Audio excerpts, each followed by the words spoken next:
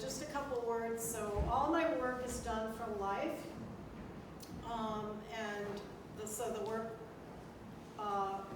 called Gisants are the Gisants at the Saint Denis Basilica, where I've been painting for 3 decades, more than 3 decades, and the other work is all done in Central Park, and it focuses on just 2 trees in Central Park. And so the project at Saint Denis has been really the focal point of my life as an artist. After finishing my MFA, I was looking around for a subject that I thought I could really sink my teeth into. And what came to mind was a book of black and white photographs of the medieval tombs. The French term is Gisant, which is a very specific term I'll get to in a minute.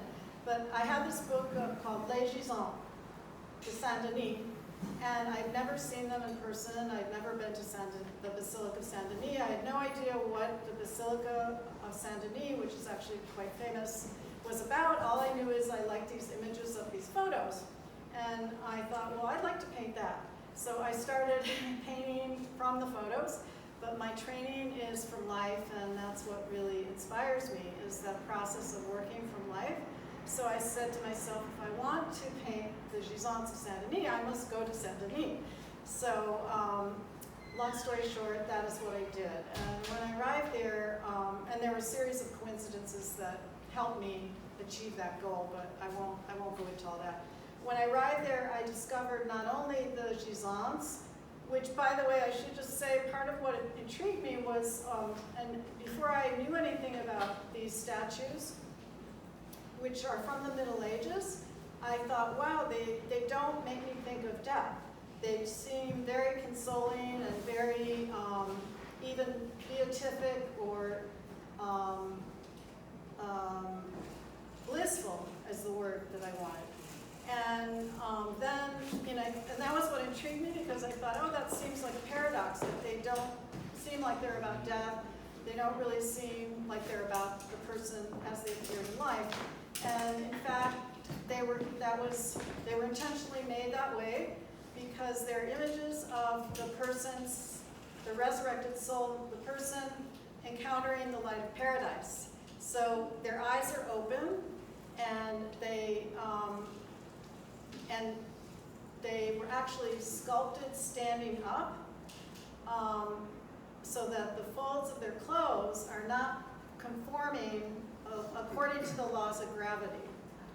And seen in the light of the basilica, they were utterly transporting, because it's as if they're filled with an interior light, and the fact that their clothes do not conform to their body also contributes to the feeling of weightlessness that the light is engendering. And the light, as many of you may know, Gothic light, but, well, just to say that Saint Denis, I'm just going to call it Saint Denis, because it actually was originally an abbey, and then it later became a cathedral and a basilica. So it's all 3. Oh, well, it's no longer really an abbey, but at the time of the early part of the church, the part of the church, it's credited as the cathedral that gave birth to the Gothic period.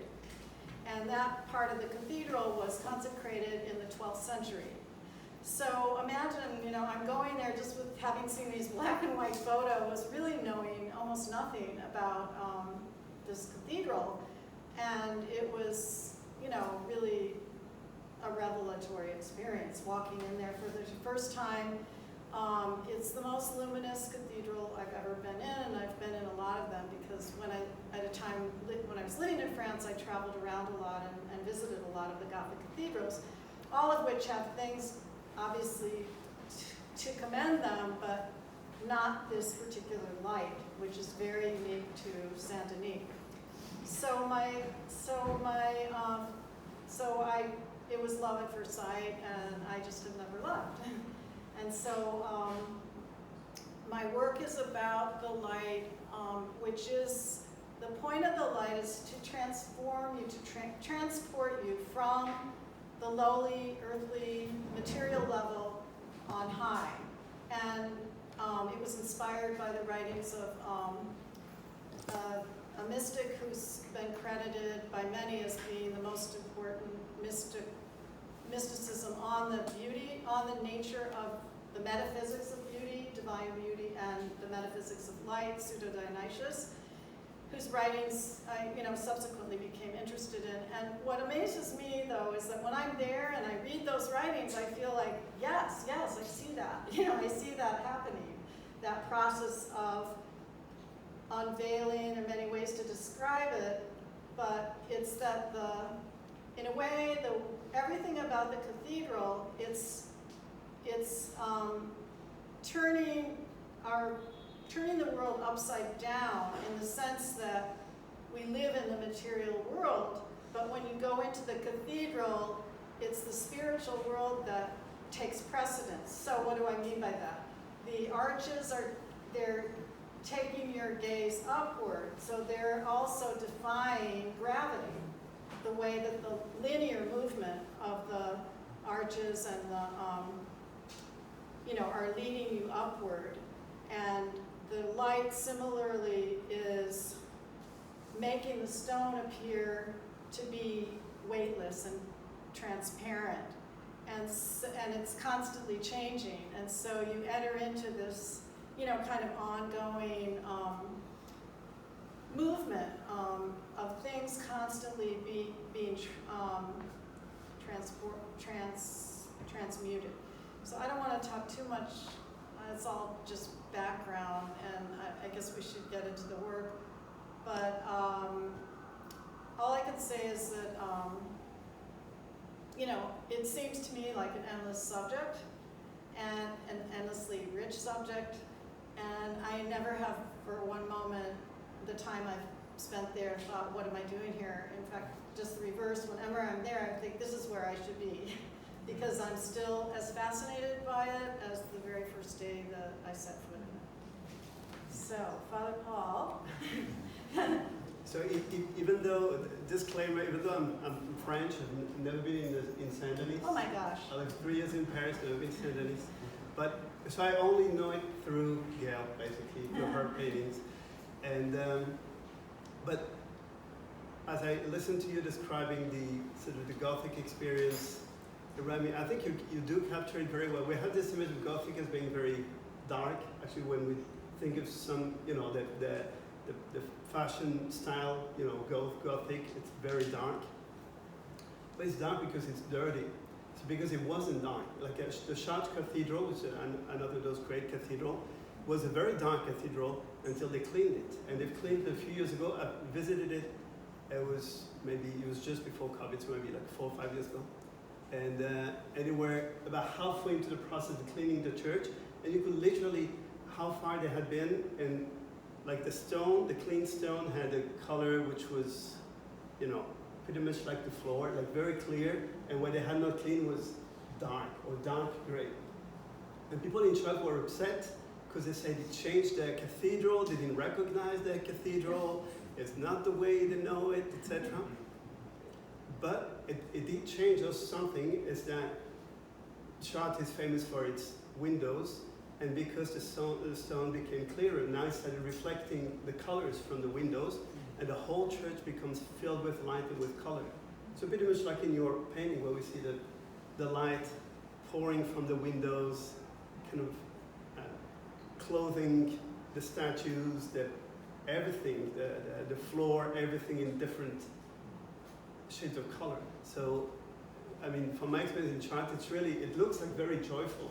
It's a very joyful architecture, filled with life, filled with beauty, and not that kind of dark, the gargoyles and,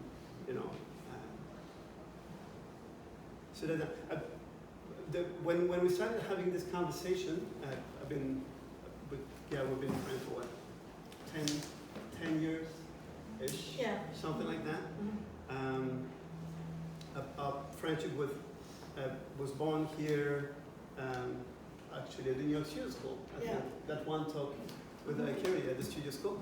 And then at the Noche Studio, then we eventually even went to a residency together in Barcelona, which was a great experience. In France before that. And France, first you're right, France and Barcelona. And And when you started telling me about your experience of the Gisant, I was very struck by that idea of the verticality of something that is horizontal. And you mentioned that idea that they were sculpted as if they were vertical, as if they were sculpted standing, and then later sort of lay them to rest. And it makes me think of you know how in iconography, Byzantine iconography, the perspective is inverted. It doesn't, the focal point is not in the back, it's in the front of the icon, so everything, lines converge towards you or towards outside the icon. And I find beautiful that in the Gisant, maybe more broadly, I don't know, there's something of an inverted gravity as well, to give, not necessarily consciously, but to give the sense of verticality and horizontality at the same time. And you were mentioning that this painting here, the one in the center, the slightly bigger one, it was almost cast as the one that would go on the postcard for the exhibition, but somebody mentioned, no, because people will want to put it vertical rather than horizontal. John Goodrich said that. Oh, that was you? But that's a great observation. No, I'm crediting him. Yeah, it is so true. It is so true that if you see this painting, you think, well, wait, there's a problem. This one should be vertical. You want it to be vertical, but it's horizontal. That's the way it's supposed to be. So I find it beautiful that your paintings are about death, but also about resurrection, about verticality, about life. So I guess we do want to put it up to questions. I mean, it's hard to know where to begin to talk about one's work. I guess I might just say a couple things more about what I'm doing right now. So the work you're seeing on both the trees and the Gisants are from 2019 up through the present. And lately at Saint-Denis, I've been focusing on portraits, what I call portraits, which are not, my aim is not for an intentional, it's not to create a likeness of the person, but just to approach closer to the Gisant. And when I do that, those are some of the more abstract paintings in the show, because as I approach the statue, the changes that are occurring, which are occurring moment by moment, because with all the movements of atmosphere and light from the exterior going through the prisms of stained glass, it's moving constantly changing. And my aim is not to capture a particular moment in time, but to basically engage in a sort of process of letting go and an immersion in this process of transformation, which is occurring both before my eyes, but hopefully, within me as well, because it's an invitation to transformation and to, transformation. Yeah, so I often think of myself as, the closest thing I can compare it to is like jumping in a pool of water, where you don't really have control over what you're doing. Especially the closer I get to the Gisants, the more I feel immersed in something that's just beyond me, which is kind of what my aim is. And so some of them, though, in the you'll see are more at a distant, and I like to do both things, because from a distance, then I can see the architecture and the windows, but when I get closer, then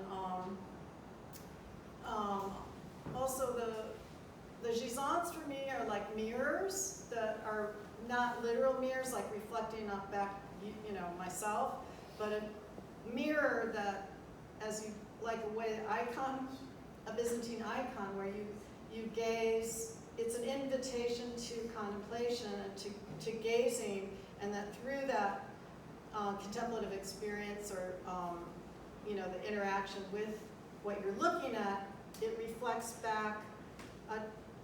You see yourself reconfigured according to the saint or deity. So I feel that when I look at the Gisants, that it's reflecting back Well, as Father Paul said, he wrote a beautiful essay in the catalog, and he said that, you know, he talked about the modesty of the kings and queens. You know, they don't look like, you know, they've lost their glory, so to speak, but they have a glory of a different kind, but it's not a worldly glory. And I feel that there's something there with that invitation to somehow move out of myself through that experience of gazing at them. Yeah, well, I was comparing it to that tomb that was built for Napoleon, or that he built for himself, I don't know, which is very, very grand, this whole building to his glory. Whereas when you think about it, I mean, the kings and queens, it's very humble. Like, it's just their body lying. There's no great display of who they were or what they did. Very humbling, and even the basilica is not so much in there. I mean, the basilica is in God's honor, in Christ's honor, and they're I don't know if are they what in the back of the basilica, or where they're located in the basilica. They're all over. All over.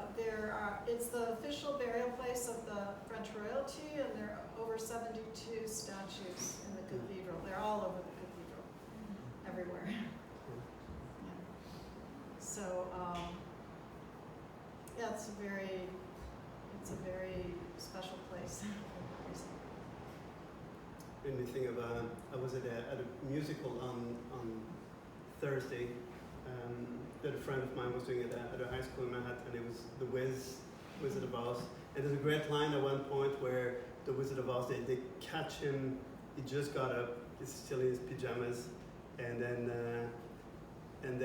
one of the, I don't know, I think it's the Iron Man looks at the Wizard of Oz and he's like, well, because they had a first encounter with him where he was in all his glory, and now he's not in all his glory, he's in his pajamas. And they say, well, you look like anyone else in the morning. And I thought about that about the tomb too, because you could say the same. You know, when you're dead, you look like anyone else, whether you were a king or anyone else. Literally, you know, we're all equal. We're all equal. They're very modest, very, very modest. But I would like to come back because so we talked about night, and I think at the beginning you even mentioned being allowed to stay in the basilica overnight. Well, to be able to catch the morning light?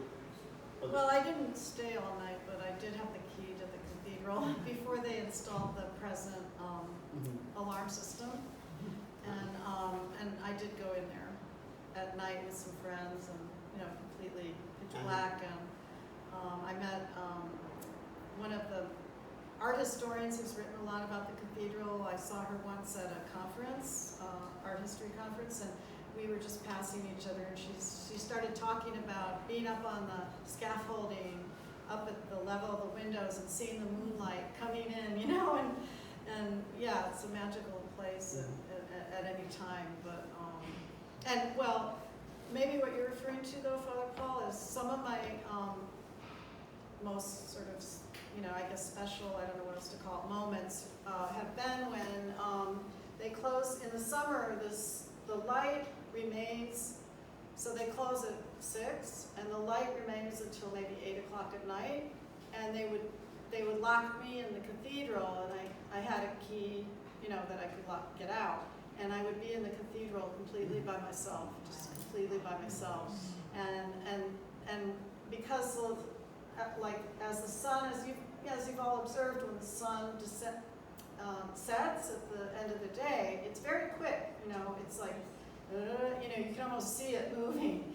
And the light, it was amazing because the light in the summer, at least, not all times of year, but in the summer, it would go to the east end, which is the most sacred part of the cathedral, and it would travel, literally, it would begin on the left-hand side, and, you know, of course, it's U-shape, what am I trying to say?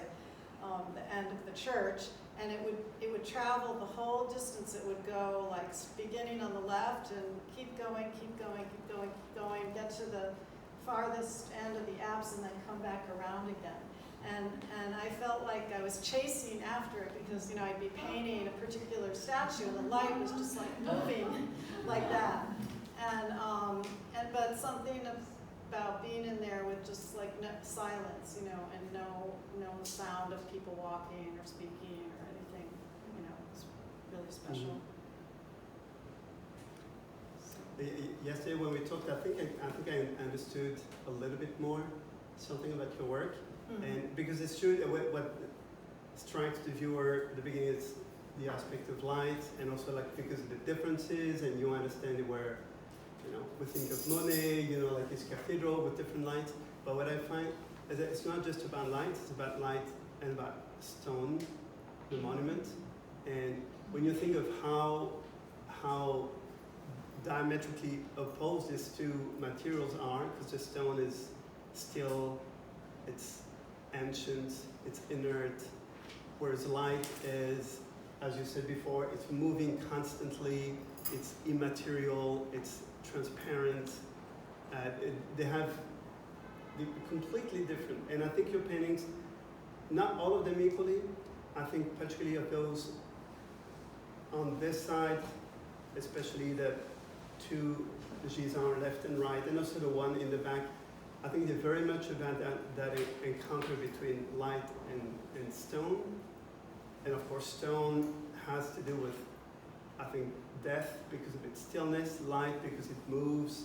It's a more living and immaterial, spiritual element. Mm-hmm. And I love how physical those paintings get, and how the light kind of touches the stone, and you feel almost like the caress of the light on the stone, and those two elements coming together to build the figure, to compose one figure.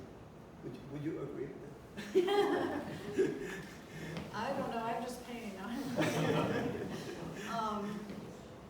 Well, I was going around with a friend today, who's here somewhere, Audrey, who's also a member of the gallery, and I guess for me, the ones that I gravitate to, they're the ones that I look at them and I remember what it was like to paint it, but they're usually also the paintings I've worked on the longest, and I think it's that accumulation of experience that really drives me, because just the one on the left, which is a portrait of Charlemagne.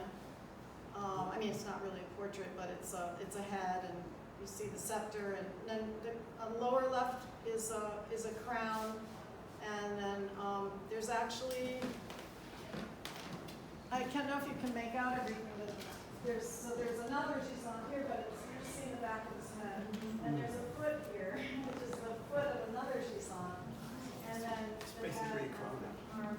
I worked on that for over a month, and each time I came back, I just felt like, again, the thing that comes to mind for me and my process, the way I think of it, particularly more and more, I guess, is just that immersion, because each time that I would go back and work on it again, I felt like I feel like, because Saint-Denis is about unveiling and getting to this deeper level of, spiritual reality, and it is like an excavation, because it's, as St. Paul said, we see through a glass darkly, and to get to see this inner dimension is it's appearances are always veiled, so it's a process of unveiling, and each time I would work on it more and more, I just felt like I was entering more fully into that, though I'm not necessarily consciously thinking,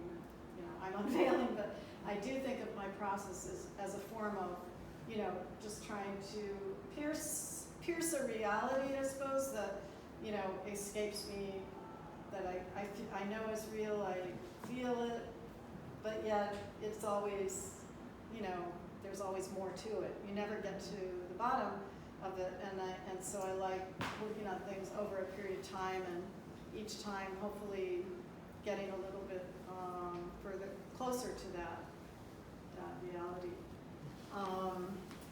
So yeah, I mean, the trees are a whole other thing, but to me, everything that I do, I suppose relates back to the experience of the Basilica, which has been a formative experience for me, which may seem like a strange thing to say, but when you think about it, I mean, it's like the Saint-Denis, you know, the writings of Pseudo-Dionysius, which also inspired El Greco and many other people, they're really encapsulating the meaning of beauty and the various levels of beauty and the various dimensions of it and the symbolism of light and everything. So, you know, I guess I feel like, I once gave a talk years ago called Learning from Light. You know, I feel like I'm an apprentice there, you know, and that I'm just learning. It's just, I'm in the cathedral's like a school of beauty, like the meaning of beauty. And so how can one get bored there? Because there's just so many aspects to it that each time I go back, I'm hoping to, you know, further uncover. And then when I come back to paint in Central Park, for example, you know, all those things are just part of me at that point. And hopefully, you know, when I'm looking at a tree, I'm, you know, I'm thinking still of the light of the cathedral and how to, you know, how you see that light in nature. And I mean, of course, not exactly the same light, but you see that, what I mean is you see that phenomenon in nature and what the light is doing and how it's constantly changing and transforming things. So I'm thinking of that, or I'm thinking of, you know, the upward movement of the trees and how they're, you know, it's very curious because the upper branches, as we see in Cezanne, they're further away from us, but they seem to be coming closer to us. If you really look at the upper branches, and that's why, like in El Greco, you see, like in his crucifixions, in a way that Christ up on the cross is closer to us than the donors that are at our level. You know, so there's that whole reversal. It happens also in nature, in our perception of nature. So I guess, you know, everything that I'm thinking about at Saint-Denis, it seeps into all of my work, you know, in some way or another, maybe not even consciously. Yesterday you were mentioning something also about some of those paintings that do have like a little human protagonist. Even this one has like a child and a gardener, and probably the one behind Danny is the one like right behind Yeah, Danny. there's a gardener that was an actual park gardener that wandered into. It looks like he just planted the tree like. Right. About straight to a product, I don't know. Yeah, I loved it when that gardener came in because he then it was like, you know, like those what is it called, teeter-totter things that kids are on, seesaw, and it's like it was like him stepping like this and the tree going up like this because all of a sudden, because he looked so small that yet he had that weight of gravity to make the tree then appear so grand and monumental, which without him, you know, I'm kind of floating up in the upper level of the branches, but once he was there, it became about that relationship between the figure and the tree, and having him there really showcase the monumentality of the tree. That was what I was trying to get, but without the figure, I wasn't able to totally, you know, see that. So. Yes, questions. Let's open it up to questions. Should we open it up to questions? Sure. Okay.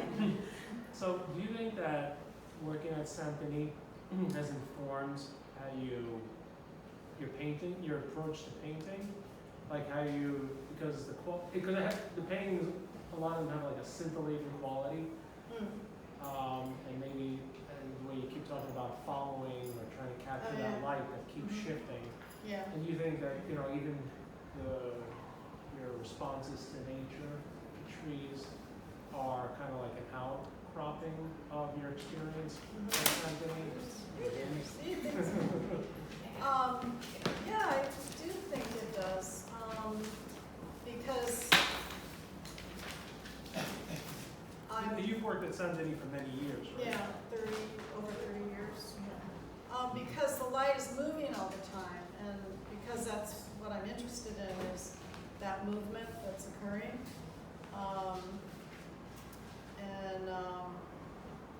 I mean, the transformation that's occurring as a result of the light changing all the time. So I think that is a theme probably in all my work. Well, I think of, nature too, the transfer. I'm much happier when I go out to paint outside when there are clouds, because as opposed to when the sky is blue, because when there are clouds, then you have that movement of things changing all the time. I seem to thrive on that in my works.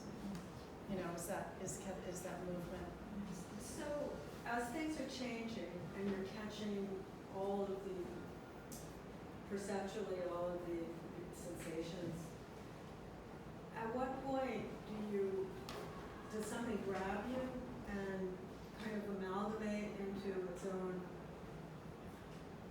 sort of parallel, like put on top, like form that it comes out of, that becomes like another image, like a transposed on top, sort of an additional image coming out of this constancy of perceptual change. Do you know what I mean? Like, you're not trying to actually paint the flowing clouds, but perhaps at a certain point is what I'm getting, is there's like the beginning of some other image, which then solidifies because it's a painting. Mm-hmm. And it's just sitting there in the end, and it's not moving and changing. Do you know what I mean? It's like you're fine. Like, do you think of it that way? Of recording all these sensations, and then at a certain point you get a sense that it's making another, like its own. I don't think of Other it quite image. that way. Uh-huh. I guess. Maybe it's just a different way of saying the same thing. I guess the big question for me is, when is something finished? Is that, when is it, like, when do you keep going or when do you stop? Right. And that's always a really hard question for me, because I like to keep things open as much as I can, and yet at a certain time there'll be some sense of completion, and I honestly don't know how I arrive at that. It's very hard to put into words, because as you know, the painting has a life of its own, and you're always like trying to listen to it, and for the painting to tell you when it's arrived at that transposition or whatever. I don't know. It's even now there is at least one painting, or maybe more than one painting in the show that I'm still wondering about. Whether Because it could go on, couldn't it? Sure. Especially when it's Yeah. to do with light.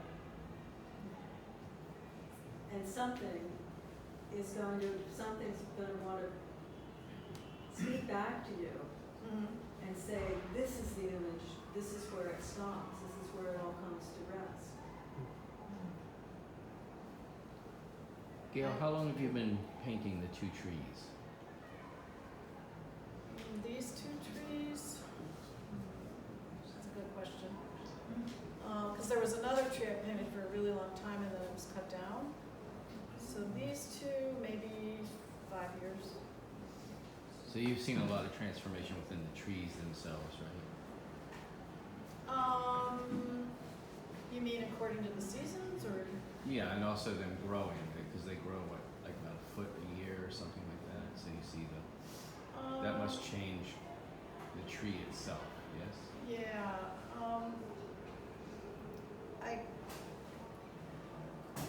I'm wondering why you chose these two trees as opposed to all the other trees that you Right, chose. right. Well, the tree I originally used to paint, I could have told you exactly why I chose that one. But since it's not in the show, I'm not going to tell. I'm going, but yeah, I guess, because that one, which unfortunately was cut down, was like a Gisant. It was totally like the way it would get lit up And it was also like a figure, and it also reminded me like of one of Matisse's dancers, because it had like this central limb, and then it had this thing that went out, and then it went up like that, you know, so 2 arms. It was like a person, you know, giving praise, like a person dancing and giving praise, and the way it was lit. These, I guess this tree over here, it depends what view, because the views are very different.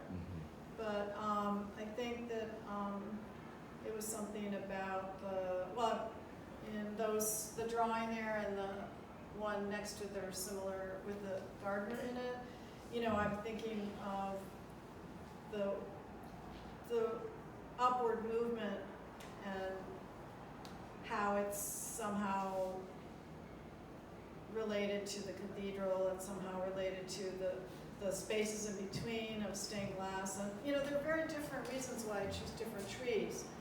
And the little one over there, it's the same tree, but it's a different time of year. So in that one over there, certainly had to do a lot with the light and the way the light, the kind of jewel-like feeling of it, and the fullness of all the greenery. But like this one, I was just telling somebody today that it's such an odd tree, and that oops, it's just a big water. This branch, I thought it looked like a seahorse. You know how seahorses have that funny nose that goes out? But then, again, depending on the time of year, you see different things. So then, you know, the focus down there is really on the cherry blossoms behind it. So then the tree becomes almost like a foil, so it's not like depending. And then this one, for example, is the opposite view of this, or this, seeing it from completely the reverse. So I can't just say that I'm attracted to this tree for this reason, because I'm attracted to the different views of the tree for completely different reasons. But I guess the point is maybe to get to know that tree and, you know, to see it as you would like a friend from all these different vantage points, and trying to get to some kind of essence of the tree. But, well, I'll just say one thing about that, is that I'm a huge fan, as anybody who knows me well knows, of the work of Leon Kossoff, and of he's a British painter, for those of you who don't know, and one of the I love all his work for different reasons, but I'll just say that he did a series of paintings and drawings of a small tree in his backyard that was being held up by stakes. It was decaying, and so they had to have wooden stakes to hold it up. And when I first saw that show, it just knocked my socks off. And what it was about that, which is something I think about, and that I admire so much in his work and would really like to be able to do in my own work, is that it was the same tree, seen in different seasons, seen in different vantage points, and each one became like a portrait.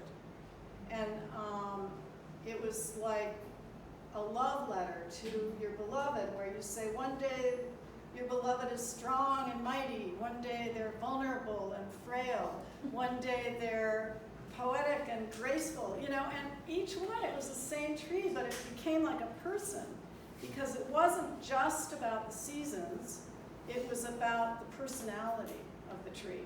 So I'm not saying I get that in my work, but that's something I would really love to be able to get in work, because they were just so beautiful it's so beautiful the way he expressed the changeability, as you would, like if you lived with somebody, like you're married or significant other, and seeing all the fluctuation. Well, like the portraits of Cézanne, of his wife, are like that too, where she's so, who was it that said that Cézanne painted, David, who said that Cézanne painted his wife like an apple, or like a still life?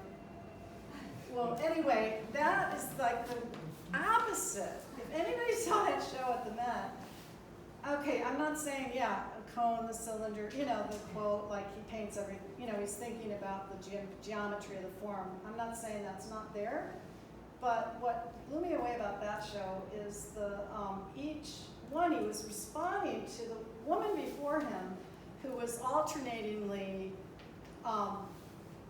she, you know, unhappy or not happy, or she was hiding her breast because she was so self-conscious, or other. And then as she grew into the role of being a model, it was just so beautiful. It was like seeing a, you know, a flower bloom or something, and she became a conduit to him, you know, where she was allowing him to do these extraordinary works that he did, you know, later. So I guess it's about a relationship. And so it's not about coming and just saying, okay, yeah, I will, something will strike me at the beginning, but I'm hoping that each time I go out, I'm going to see something new. So I'm sorry it's such a long-winded No, it's answer. interesting, because when you're talking, I just realized that the trees are about a living thing that's constantly changing and growing, Mm-hmm. and the cathedral, Saint Denis, is more of a static physical thing and more about death, right? Or the spiritualness of dying. Whereas these are constantly changing and growing and ascending. And my next question was going to be, what did you learn from the two? Was there similarities that you learned from the two things? Because I don't, as an artist, usually visit the same things over and over. I'm kind of the opposite. Like a lot of change in subject matter. And I have a great admiration for someone who can just stick to it, because I know the more you look, you know, the more you see. When I teach, you know, drawing and watercolor, the first thing I do is tell the student that the first transformation they're going to have is how much they understand the world, because they're going to see so much more, because they're going to start to observe, and they're going to start to see light change and different, and how it falls, and the different colors, and the details of the objects which they live in, and it's just going to become a much more beautiful world, right? And so I was wondering, were there any similarities in what you learned from doing these two subjects over and over?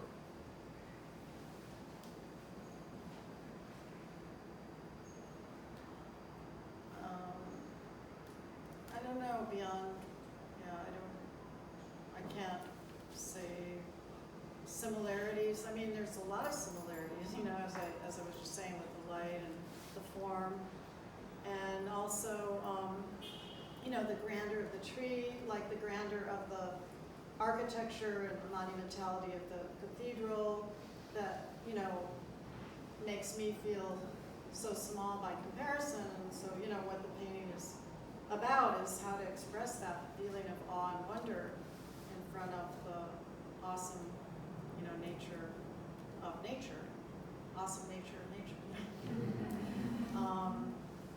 So that's a, yeah, the light. John Goodrich. Oh, well, related question, did you, those 30 years, have you ever touched one of the Gisants? Oh, sure. Did you ever attempted to lie down next to No. But I can tell you there are tourists that have done that. Oh, yeah, sure. And I'm the person, you know, among others who has to go up and tell them. No. In fact, part of my role when I'm there is to do security of the cathedral. So when people touch them and do crazy things like lie down, don't come down, then I have to be the one to go and, you know, because they count on me to do that, because, yeah. And, Why do people want to lie down? Instagram. to get a selfie. Yeah, why? Just to get a selfie, yeah. Well, I figured like they like to imitate statues and museum and. At work at the Met, people are constantly posing in front of statues. Yeah, So they can I've get a seen picture of that. themselves. Yeah, so they imitate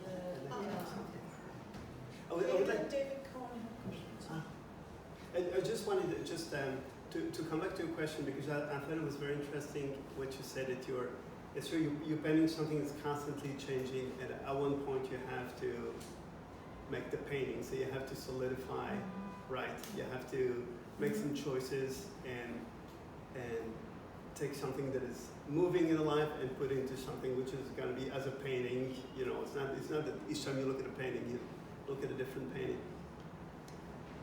And it's true, but I think it's true with some paintings than with some others in the gallery.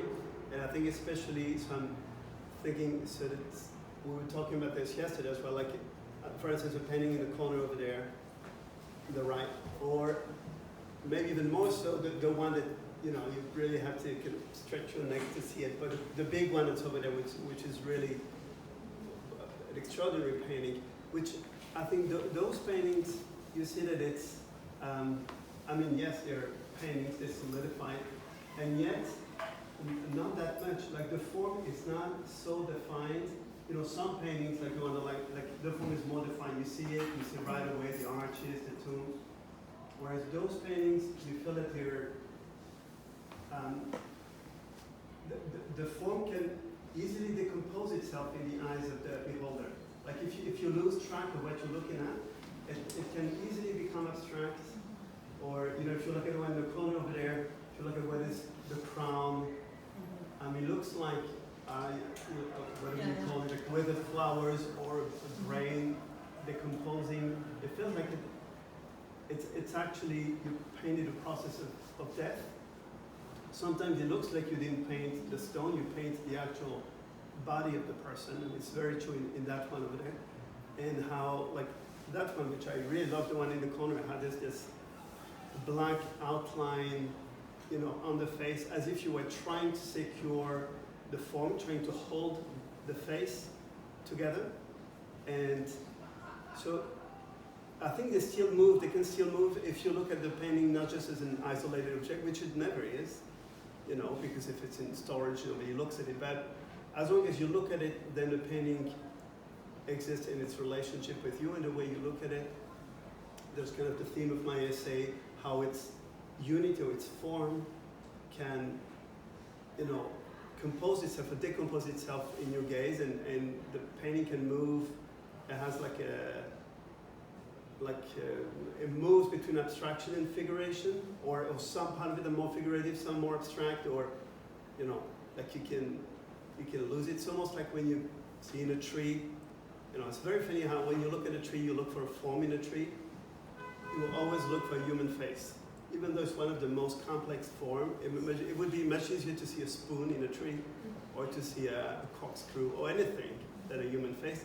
And then you look, you always find a human face, 2 eyes, a nose, etc. And then you can lose it very easily, and you have to search it again.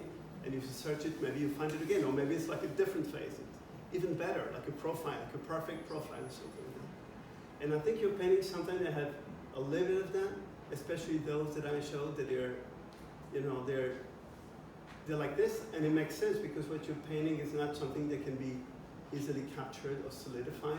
It's the mystery of death and resurrection, which is not something you can say, okay, people have died for like thousands of years. Now we sorted it out. We know what death is. We know exactly what it is.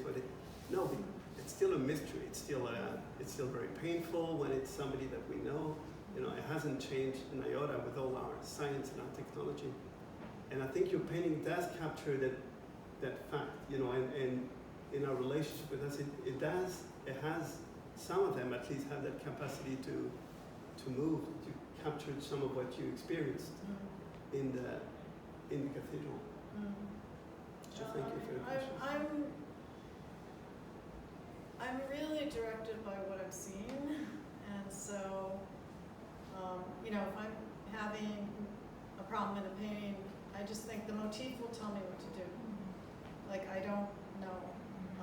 And maybe that comes from not working in a studio enough, and I don't have a studio present, but I guess my gift has been that, you know, these are my 2 studios, the park right now.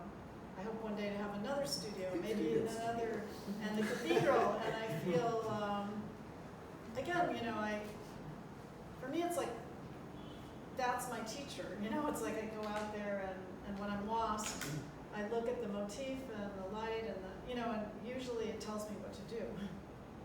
So that's why I can't just step back and I don't know. It is, I think a lot of painters would agree that, you know, knowing when something's really coalesced is one of the hardest things maybe to figure out. Well, I think especially when it's like you're working with the subject of perception itself, and that we're in a body, and we're pure perception, and it's kind of, you know, it kind of for me,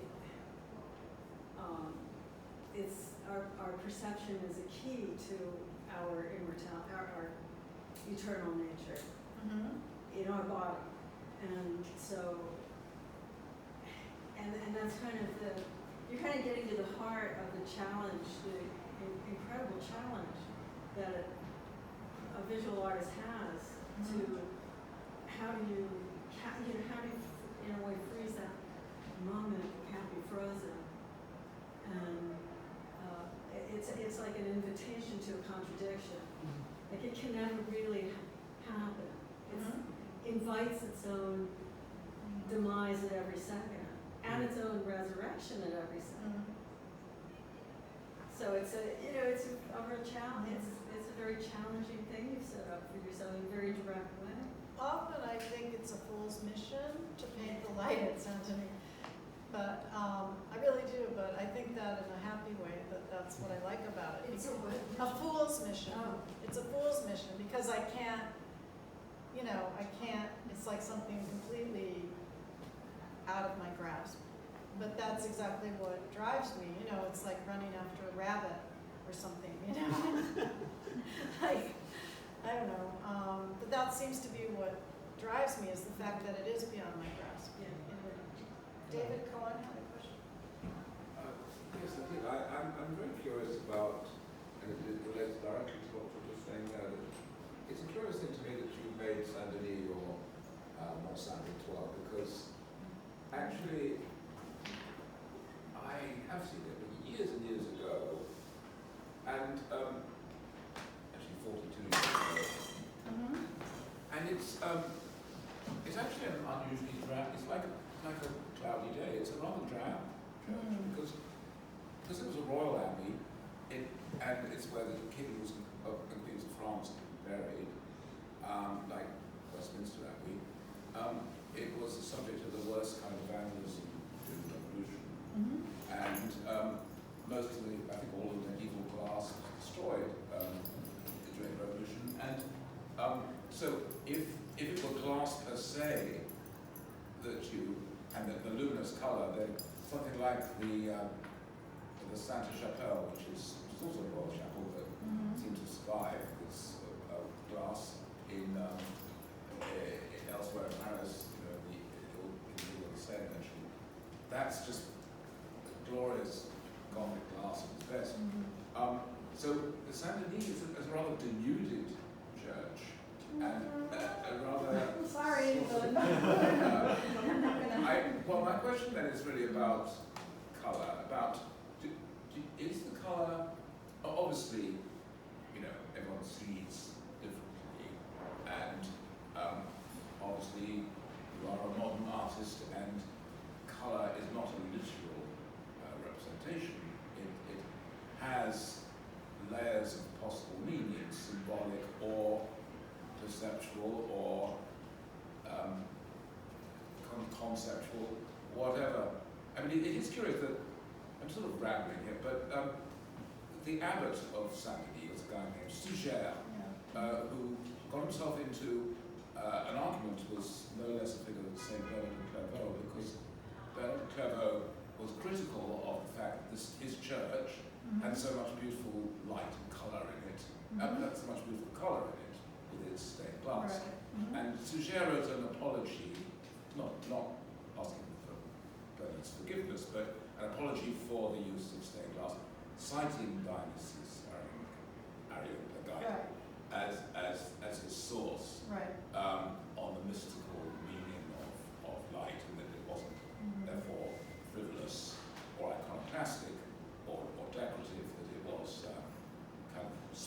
had meaning. So I'm curious if you feel in any way that those sort of polemics are actually swirling around in your own.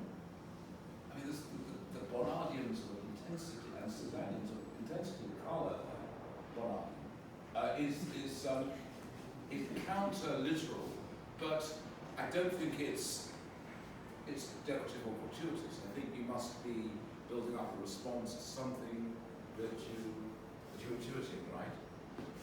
In that space.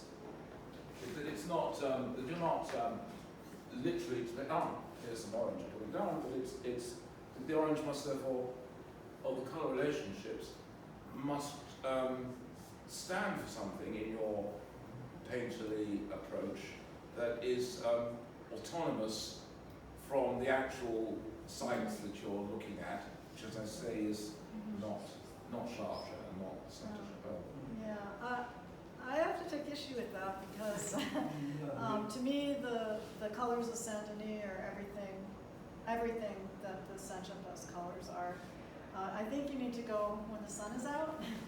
And Yes. to me, Saint-Denis, I always say to people, well, Saint-Chapelle is beautiful, but Saint-Denis is like Saint-Chapelle, except that it's not a chapel, it's a Gothic cathedral, so it's magnified How much tenfold. plastic is left? Tenfold, but well, a lot of the 13th century windows were there in the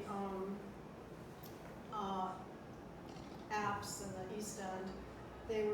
But they were removed. It's true for restoration, and because they're so valuable, and they're priceless, and some of them were damaged, and so they're removed for restoration. They're in the process of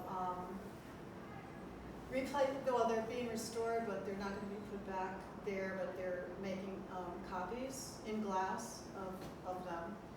But I don't know, the colors to me of Saint-Denis are jewel-like colors. It is true that they're not all medieval windows, but they're still the structure of the cathedral is the early Gothic is in the East End at least is extraordinary, and is doing its thing in terms of the geometry of the cathedral and the windows and the way it's reflecting light. It's light that it's a continuous, creates a continuous vibration throughout the whole church.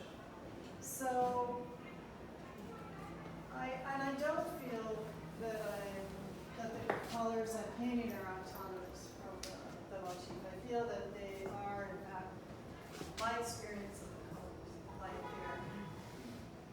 Your experience of the colours, yes. But it's the experience.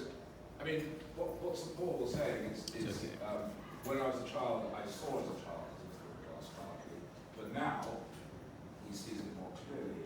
So I think he's sort of saying in the way the opposite of we do see it.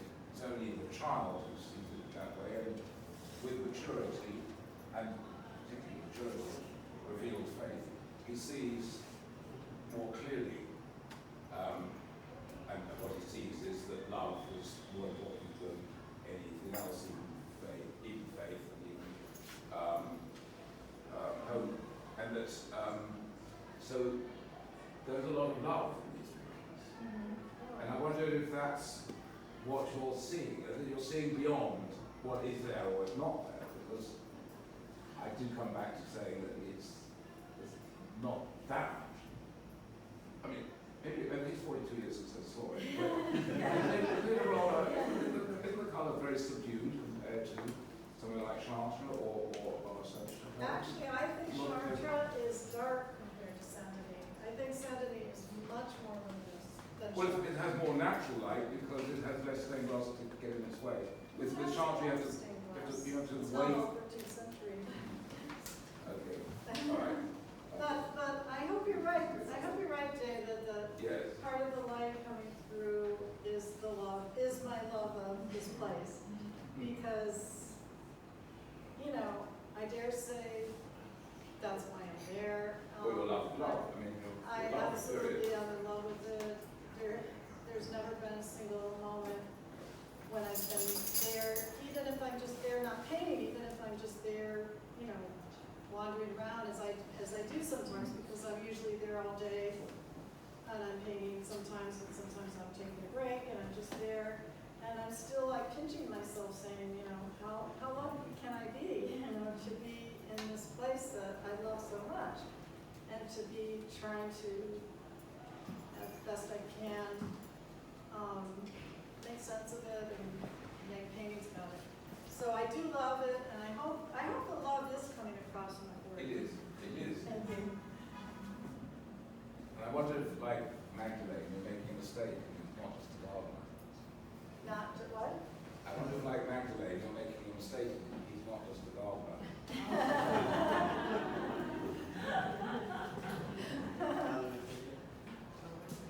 I have to get back there and, Ask him. yeah. But I may be like Doubting Thomas, I may have to touch him. There was a question behind you. Just behind you. Yes. I just wanted to comment and ask you a bit more about what it was like to be there late at night. I've worked on architecture drawings in the nave, actually on the floor, to a similar exhibit at the Cathedral of St. John the Divine. And it's compared to incredible light coming through the windows of the day. The nighttime is a whole different sense. I mean, the moonlight coming through, but the sheer architectural impact. You didn't really talk too much about it. You don't have to. It's in every book. But what was it really like to be there so late and alone? It must have been very meaningful to you. Yeah. You said it, but Yeah. I mean, being there after I'm with leaves, it's really kind of like leaving the earth or something. I just can't believe that I'm in this edifice, you know, by myself, having, you know, full reign of it, and, you know, it's extraordinary. But being there actually very late at night, it is actually pitch black. I was with some friends, and we did just a little tour, and all we had was a flashlight, and we were halfway around the apse, and the flashlight went out. And literally you couldn't see 2 inches in front of yourself.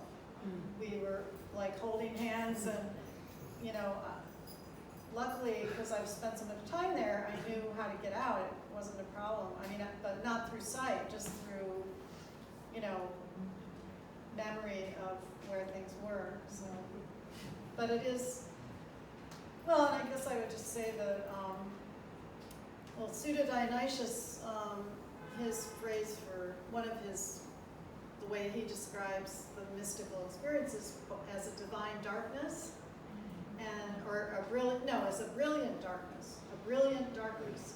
So it's that juxtaposition in a way that Father Paul was talking about, of life and death, of opposites, and that's and the fact that a light that is beyond our senses is dark, because it's like we can't see it.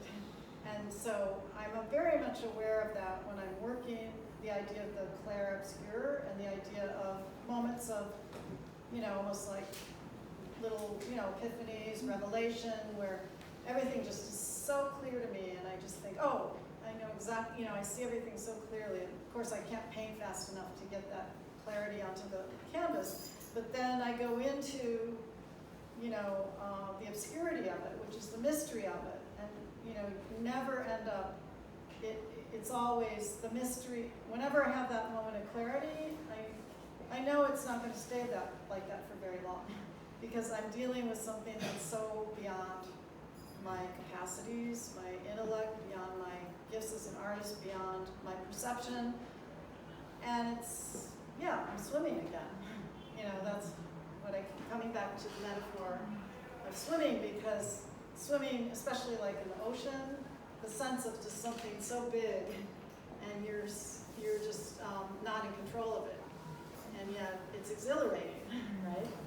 And so, yeah, it's exhilarating to be in that undertow, I guess. So what time is it? We probably talked more than anybody wants to hear us talk. Can I ask one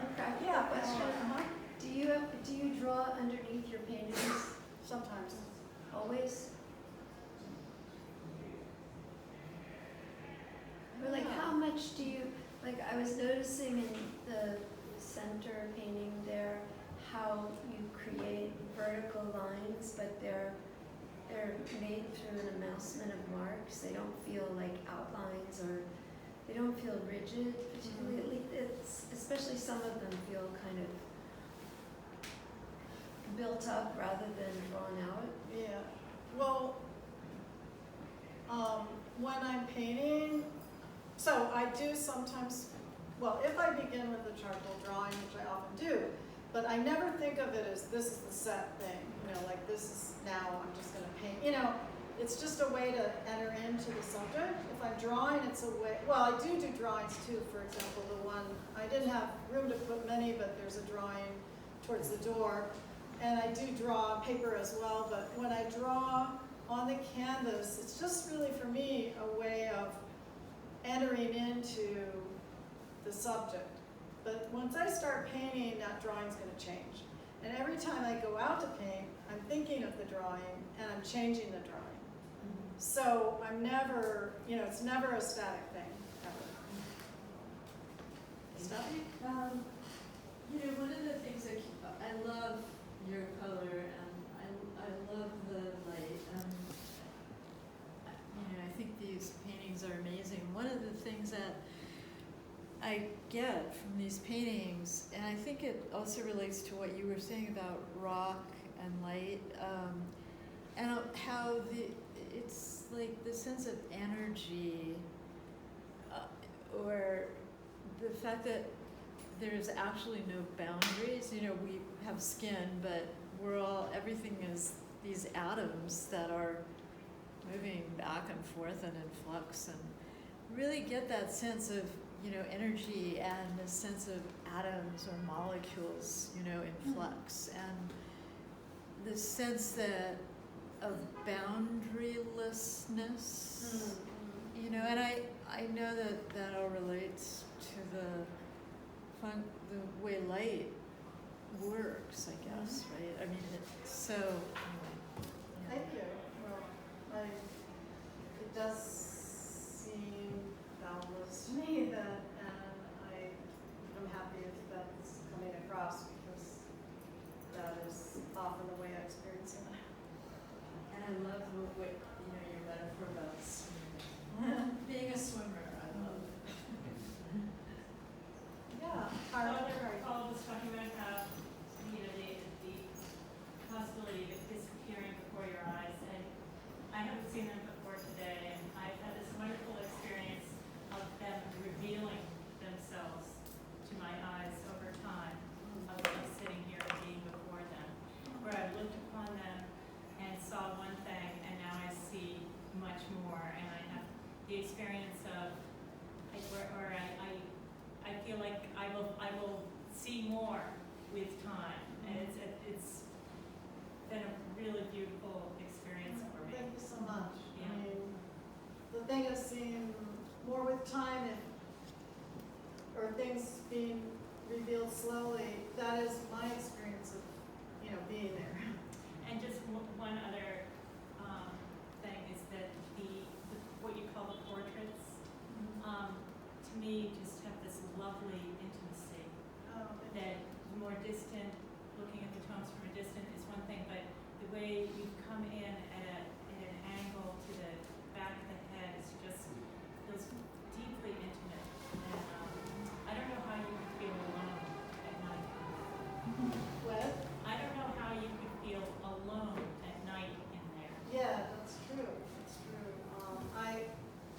I was once interviewed by a French radio station, and it was completely impromptu. No one knew they were coming. They didn't know they were going to interview me. It was something they decided spur of the moment. Anyway, it just was like, happened spur of the moment. And so they said, they asked me, what are you doing here? You know, they wanted to, anyway, they said, okay, we're going to focus our story on you. Is that okay? You know, would you agree? And so forth. And I said, yes. So they said, okay, you can come back after lunch and we'll do this, or you can do it right now. And I just said, let's do it right now. Because I knew if I thought about it, I'd get all tongue-tied and, you know, self-conscious and everything. And I just thought, I'm just gonna wing it, you know? And it's so funny to listen to that interview. But I said the things that I really feel, and I called the Gisants my friends. And I said, these are my friends. I said, I could spend the rest of my life with them, you know, and that's really how I feel. But like, I never would have said that, you know, if I really thought about it, I'd be like, you know, I better say something, you know, that sounds smart or something, you know, not like, the Gisants are my, oh no, I said, they're some of my best friends, you know, and essentially it's like what you're saying. And that is how I feel about them. And the people that work there, they joke because there's this one Gisant that I used to paint incessantly, and they would all say I was in love with him because, you know, like he was my boyfriend because Clovis. Yeah. No, but you know, it's nothing, I don't even know about the actual king. It's just the statue, you know, because I just couldn't like get away from him. And but it is you know, over the years, they do feel like they're real to me. Did you ever look up the names of the people that were buried inside? Yeah, I have, and I often think about that, and I'm a little, part of me would like to, but part of me is afraid to, because you know, then I'm afraid when I look at the statue, I'm gonna be thinking of what they were like, and like, maybe Clovis wasn't such a nice person, you know, that kind of thing, and like, maybe killed a bunch of people, yeah, I don't know, like maybe it was like the reign of terror or something, you know, and I'm like, oh, but he looks so beatific, I don't know, I don't wanna ruin my love affair, right? So thank you so much, everyone.